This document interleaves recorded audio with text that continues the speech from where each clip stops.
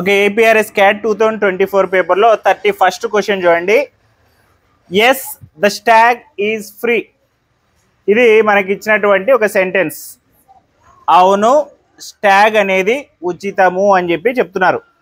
Stag అంటే రెండు అర్థాలు వస్తాయి. ఒకటి వచ్చేసి పందెము అని వస్తుంది, రెండు వచ్చేసి మగజింక అని వస్తుంది. ఓకేనా, ఇక్కడ పందెం అయి ఉండొచ్చు, లేకపోతే ఆ మగజింక అయినా అయి ఉండొచ్చు. అవును ద స్టాగ్ ఈజ్ ఫ్రీ అని చెప్పి చెప్తున్నారు. మనం ఇక్కడ ఏం చేయాలంటే choose the correct question to get above answer. మనం ఏం చేయాలంటే ఇక్కడ 4 క్వశ్చన్స్ అయితే ఇచ్చినారో ఆ 4 క్వశ్చన్స్లో ఏ క్వశ్చన్ యూజ్ చేస్తే పైన ఇచ్చింది కరెక్ట్ ఆన్సర్ అవుతుంది అని. కింద ఇచ్చేటివన్నీ కూడా క్వశ్చన్సే, కానీ ఈ క్వశ్చన్స్లో ఏ క్వశ్చన్ యూజ్ చేస్తే ఇది ఆన్సర్గా ఇవ్వవచ్చు అనేది మనము చూడాలి. ఫస్ట్ చూడండి, is the stag free. Second, was the stag free. Third, how is the stag. Fourth, what is the stag doing. మనకి ఆన్సర్ వచ్చేసి ఏముంది, yes the stag is free. So ఒక సింపుల్ ఏంటంటే ఇక్కడ చూడండి, ఈజ్ అనేది ఉంది. ఈజ్ అనేది ప్రజెంట్ టెన్స్, అవునా. ఈజ్ అనేది యామ్, ఈజ్ ఆర్లో ప్రజెంట్ టెన్స్లో యూజ్ చేస్తాం. ఇక్కడ ఇచ్చినటువంటి దాంట్లో ప్రజెంట్ టెన్స్లో ఉన్నటువంటి సెంటెన్స్ ఇది మరియు ఇది ఇంకా ఇది, అవునా. వాజ్ వచ్చేసి పాస్ట్ టెన్స్, సో వాజ్ కాదు. మళ్ళీ ఇంకా ఏం గమనించాలంటే అక్కడ answer yes the stag is free అంటున్నారు. మన క్వశ్చన్ ఏమి ఉండాలా, స్టాగ్ ఫ్రీనేనా అని అయి ఉండాలి క్వశ్చన్, అవునా. ఏమని వచ్చి ఉండాలి క్వశ్చన్, స్టాగ్ ఫ్రీయేనా అని వచ్చి ఉండాలా. ఇక్కడ చూడండి, ఈజ్ ద స్టాగ్ ఫ్రీ. దీనికి ఎగ్జాక్ట్ మీనింగ్ ఏంటంటే స్టాగ్ ఫ్రీయేనా అని. ఓకేనా, దీని ఎగ్జాక్ట్ క్వశ్చన్ ఏంటంటే మీనింగ్ ఏంటంటే స్టాగ్ ఫ్రీయేనా అని. హౌ ఈజ్ ద స్టాగ్, దీనికి అర్థం ఏమంటే స్టాగ్ ఎంత అని. స్టాగ్ ఫ్రీయేనా అని కాదు, దీని అర్థము స్టాగ్ ఎంత అని. ఇక్కడ ఎస్ ద స్టాగ్ ఫ్రీ అన్నాడు అంటే ఈ ఆన్సర్కి క్వశ్చన్ ఏమి ఉండాలంటే స్టాగ్ ఫ్రీయేనా అని ఉండాలా, ఎంత అని ఉండకూడదు. కాబట్టి ఇది కాదు. ఇక్కడ చూడండి, what is the stag doing. Stag ఏం చేస్తుంది అని చెప్పి అడుగుతున్నారు. అసలు ఈ క్వశ్చన్కి ఈ ఆన్సర్కి సంబంధమే లేదు. So what is the right answer, 1 is the stag free. So మనం ఈ విధంగా ఫస్ట్ ఆ సెంటెన్స్ ఏ టెన్స్లో ఉంది అనేది చూసుకొని ఆ టెన్స్లో ఉన్నటువంటి క్వశ్చన్స్లో ఏ క్వశ్చన్ దానికి కరెక్ట్గా సూట్ అవుతుంది అనేది మీనింగ్స్ని చెక్ చేసుకుంటా పోయి ఫైనల్గా మన క్వశ్చన్ అయితే డిసైడ్ చేసుకోవాలా. అర్థమైందా? నెక్స్ట్ 32nd క్వశ్చన్ చూడండి. To which of the following words can we add in to make its opposite. కింద ఇచ్చినటువంటి 4 వర్డ్స్లో ఏ వర్డ్స్కి ప్రిఫిక్స్లో ఇన్ని యాడ్ చేయడం వల్ల దాని యొక్క ఆపోజిట్ వర్డ్గా దాన్ని మార్చొచ్చు అని చెప్పి అడుగుతున్నారు. ముఖ్యంగా ఇక్కడ ఇన్ అనే దాన్ని ప్రిఫిక్స్గా యాడ్ చేయాలని చెప్పి చెప్తున్నారు. ప్రిఫిక్స్ అంటే అర్థం ఏంటంటే ఏదైనా ఒక రూట్ వర్డ్కి ఆ వర్డ్ కంటే ముందు వైపు కొన్ని లెటర్స్ని తీసుకొచ్చి యాడ్ చేస్తే ఆ వర్డ్ యొక్క మీనింగ్ చేంజ్ అయితే అప్పుడు ఇక్కడ వచ్చినటువంటి దాన్ని ప్రిఫిక్స్ అని చెప్పి అంటారు. అర్థమవుతుందా? ఇక్కడ ఉన్నటువంటి వర్డ్ని రూట్ వర్డ్ అంటారు, దాని ముందు యాడ్ అయిన దాన్ని ప్రిఫిక్స్ అంటారు. అదే రూట్ వర్డ్కి ఎండింగ్లో యాడ్ అయితే సఫిక్స్ అని చెప్పి అంటారు. రూట్ వర్డ్కి ముందు యాడ్ అయితే ప్రిఫిక్స్, ఎండింగ్లో యాడ్ అయితే సఫిక్స్ అని చెప్పి అంటారు. ప్రిఫిక్స్ అనేది యాడ్ చేయడం వల్ల లేదా సఫిక్స్ అని యాడ్ చేయడం వల్ల ఆ రూట్ వర్డ్ యొక్క మీనింగ్ చేంజ్ అవుతుంది. కొన్నిసార్లు ఏమవుతుందంటే ముందు ఉన్నటువంటి రూట్ వర్డ్కి ప్రిఫిక్స్ యాడ్ చేయడం వల్ల ఆపోజిట్ వర్డ్ అనేది తయారవుతుంది. ఓకేనా, ఆపోజిట్ వర్డ్ అనేది తయారవుతుంది. ఇక్కడ చూడండి, సెన్సిటివ్, పేషెంట్, పాజిబుల్, కాంపిటెంట్. ఈ 4 వర్డ్స్లో ఏ వర్డ్స్కి ముందు ఇన్ యాడ్ చేస్తే ఆ వర్డ్స్ యొక్క మీనింగే రివర్స్ అవుతుంది అని అడుగుతున్నారు. Sensitive, patient, possible, competent. ఇక్కడ చూడండి, ఫస్ట్ సెన్సిటివ్. సెన్సిటివ్ అనేటువంటి దానికి ముందు ఇన్ యాడ్ చేస్తే ఏమవుతుంది, ఇన్సెన్సిటివ్. సో ఇది కరెక్టే. సెన్సిటివ్ ముందు ఇన్ యాడ్ చేస్తే ఆపోజిట్ వర్డ్ ఇన్సెన్సిటివ్ అవుతుంది. Next patient. పేషెంట్ అనేటువంటి వర్డ్ ముందు ఇమ్ యాడ్ చేస్తే ఐఎన్ కాదు, ఇమ్ అనేటువంటి ప్రిఫిక్స్ యాడ్ చేయాల. దేనికి దాని ఆపోజిట్ వర్డ్ తయారు కావాలంటే ఇమ్ అనేటువంటి వర్డ్, ఇమ్ అనేటువంటి లెటర్స్ యాడ్ చేయాలి. అప్పుడు ఇంపేషెంట్ అవుతుంది. పాజిబుల్కి కూడా అంతే, ఐఎం యాడ్ చేయాల, ఇంపాజిబుల్ అవుతుంది. పాజిబుల్ అంటే సాధ్యం, ఇంపాసిబుల్ అంటే అసాధ్యం. అట్లనే కాంపిటెంట్ అనే దానికి ఐఎన్, ఇన్కాంపిటెంట్, ఐఎన్ అనేది యాడ్ చేస్తే ఏమవుతుందంటే దాని యొక్క ఆపోజిట్ వర్డ్ అనేది తయారవుతుంది. సో ఇక్కడ బి అండ్ సిలకేమో ఇమ్ యాడ్ అవుతుంది, ఇంపేషెంట్, ఇంపాసిబుల్. అదే ఏ అండ్ డీలకి ఇన్ యాడ్ అవుతుంది, ఇన్సెన్సిటివ్, ఇన్కాంపిటెంట్. అర్థమవుతుందా?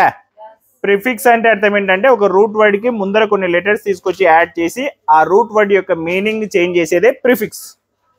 ఆ ప్రిఫిక్స్లు కొన్ని ఈ రూట్ వర్డ్కి యాడ్ కావడం వల్ల ఆ వర్డ్ యొక్క మీనింగ్ ఆపోజిట్గా మారిపోతుంది.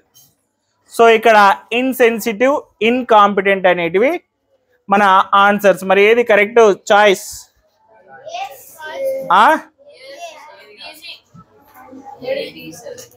ఏ డి కదా, ఏబిబిసి. దీనికి ఆప్షన్ తప్పించినారు, ఏ డి రాసుకోండి. సో ఇప్పుడు ఏది కరెక్ట్ ఆన్సర్? 3, insensitive, incompetent. ఇది మన correct answer. Okay, next 33rd question చూడండి. Fill in the blank with the right phrasal verb. Phrasal verb అంటే అర్థం ఏమి? ఫ్రేజ్ అంటే అర్థం ఏంటంటే 2 or more than 2 words కలిపి రాస్తే దాన్ని ఫ్రేజ్ అని చెప్పి అంటాం. ఈ ఫ్రేజ్లో ఎప్పుడైనా కూడా ఇన్కంప్లీట్ మీనింగ్ అనేది ఉంటుంది. ఓకేనా? ఫ్రేజల్ వర్బ్ అంటే అర్థం ఏమంటే ఆ ఫ్రేజ్లో వర్బ్ అనేది ఉంటే, వర్బ్ అనేది మెయిన్ అయితే దాన్ని ఫ్రేజల్ వర్బ్ అని అంటారు. వర్బ్తో పాటు ప్రిపోజిషన్ ఉంటుంది, వర్బ్ ప్లస్ ప్రిపోజిషన్ ఉంటే దాన్ని ఫ్రేజల్ వర్బ్ అని చెప్పి అంటారు. ఇక్కడ ఏం చెప్తున్నారంటే ఈ సెంటెన్స్లో ఈ బ్లాంక్లో సూట్ అయ్యేటువంటి కరెక్ట్ ఫ్రేజల్ వర్బ్ ఏంటి అని చెప్పి అడుగుతున్నారు. సెటపా, లుకపా, లుక్ ఆఫ్టరా, లుకట. సెటప్ అంటే అర్థం ఏమి? ఏదైనా దాన్ని అమర్చడం, సెటప్ అంటే అమర్చడం. లుకప్ అంటే వెతకడం, లుకప్ అంటే వెతకడం. లుక్ ఆఫ్టర్ అంటే చూసుకోవడం. మనం ఏదైనా ఒక పెట్ని ఏం చేస్తామంటే లుక్ ఆఫ్టర్ అంటే చూసుకుంటాం. తర్వాత లుక్ అట్ అంటే ఒకదాని వైపు చూడడం. ఓకేనా? సో ఇక్కడ ఏమడుగుతున్నారు? Can you dash the word in the dictionary. నువ్వు డిక్షనరీలో ఆ వర్డ్ని చూడగలవా, వెతకగలవా? ఏమొస్తుంది మరి కరెక్ట్ ఆన్సర్? లుకప్. లుకప్ అంటే ఏదైనా ఒక దాని కోసం వెతకడం. So look up is the correct answer. So what is the right option?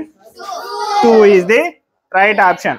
So ఈ ఫ్రేజల్ వర్బ్స్ వచ్చినప్పుడు ఏం చేయాలంటే ఇక్కడ ఇచ్చినటువంటి ఫ్రేజల్ వర్బ్స్ యొక్క మీనింగ్ చెక్ చేసి అక్కడ కరెక్ట్గా ఎగ్జాక్ట్గా ఏది సెట్ అవుతుందో అది రాయాల.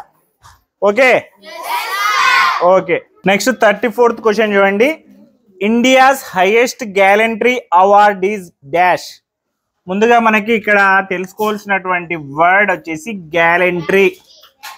గ్యాలంటరీ అంటే మీనింగ్ ఏం తెలుసా? శౌర్యము అనే, వీరత్వము, శౌర్యము అనేటువంటి అర్థం వస్తుంది. తర్వాత ఇండియాస్ హైయెస్ట్ గ్యాలంటరీ అవార్డ్ అంటే అవార్డ్ అంటే ఎవరైనా ఒక వ్యక్తికి ఇచ్చేటువంటి ఒక బిరుదు లేదా బహుమతి. ఓకేనా? సో భారతదేశం యొక్క అతి గొప్పదైనటువంటి శౌర్యానికి సంబంధించినటువంటి అవార్డు ఏంటి అని చెప్పి అడుగుతున్నారు. ఓకేనా? India's highest gallantry award. So ఇక్కడ 4 ఆప్షన్స్ అయితే ఇచ్చినారు. పరమ్వీర్ చక్ర, శౌర్య చక్ర, మహావీర్ చక్ర, వీరత చక్ర అని చెప్పి ఇచ్చినారు. సో ఈ 4 గ్యాలంటరీ అవార్డులో ఏ gallantry award highest gallantry award? ఈ 4 కూడా శౌర్యానికి సంబంధించినటువంటి అవార్డ్సే. ఎవరు పడితే వాళ్ళకి అవార్డు రాదు. భారతరత్న ఎలాగైతే భారతదేశంలో ఉత్తమమైనటువంటి సేవ చేసిన వాళ్ళకి ఇస్తారో అలాగే ఎవరైతే సోల్జర్స్ యుద్ధ సమయంలో అత్యుత్తమమైనటువంటి ధైర్యాన్ని శౌర్యాన్ని ప్రదర్శిస్తారో వాళ్ళకి ఇచ్చేటువంటి అవార్డ్సే ఈ 4 అవార్డ్స్. సో ఈ 4 అవార్డ్స్లో హైయెస్ట్ గ్యాలంటరీ అవార్డు వచ్చేసి పరమ్వీర్ చక్ర. ఈ పరమ్వీర్ చక్రనే పీవీసీ అని కూడా అంటారు. Is the nations highest war time gallantry award. యుద్ధ సమయంలో ఎవరైతే సైనికులు పాల్గొని ఎవరైతే వాళ్ళ ధైర్యాన్ని శౌర్యాన్ని చూపిస్తారో వాళ్ళకి ఇచ్చేటువంటి అవార్డు ఇది. Given to those Brave soldiers for their service to the nation.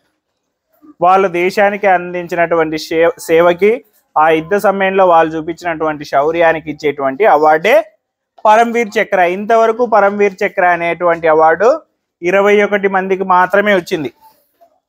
So అంత చాలా స్పెషల్ అయినటువంటి అవార్డు అనమాట ఇది. So what is the India's highest gallantry award? Paramvir Chakra. బాగా గుర్తుపెట్టుకోండి ఇది. Okay, so correct option is 1. అర్థమైంది కదా పరమ్వీర్ చక్ర గురించి? ఓకే, నెక్స్ట్ 35th క్వశ్చన్ చూడండి. Pick out the word with sh sound in the middle. ఇక్కడ 4 వర్డ్స్ అయితే ఇచ్చినారు. ఆ 4 వర్డ్స్లో ష్ అనేటువంటి సౌండ్ మిడిల్ గా వచ్చేటువంటి వర్డ్ ఏంటి అనేది గుర్తించాలంట. 4 వర్డ్స్ ఏంటంటే షీప్, షోర్, ఫ్యాషన్, పాలిష్. అవునా? షీప్ లో సౌండ్ ఎక్కడుంది? స్టార్టింగ్ లో అయితే ఉంది.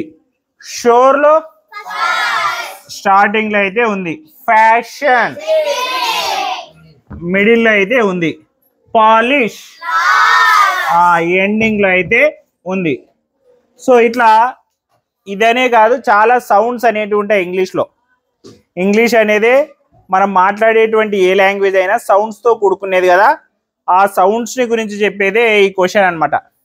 సో ఎస్హెచ్ ష్ అనేటువంటి సౌండ్ ఈ 4 వర్డ్స్లో ఏ వర్డ్లో మిడిల్లో వస్తుంది అనేది అడుగుతున్నారు. సో షీప్లో స్టార్టింగ్లో, షోర్లో స్టార్టింగ్లో, ఫ్యాషన్లో మిడిల్లో, పాలిష్లో లాస్ట్లో అయితే వస్తుంది. So what is the correct answer? Fashion. 3 is the correct answer. Okay, అర్థమైంది కదా? ఓకే.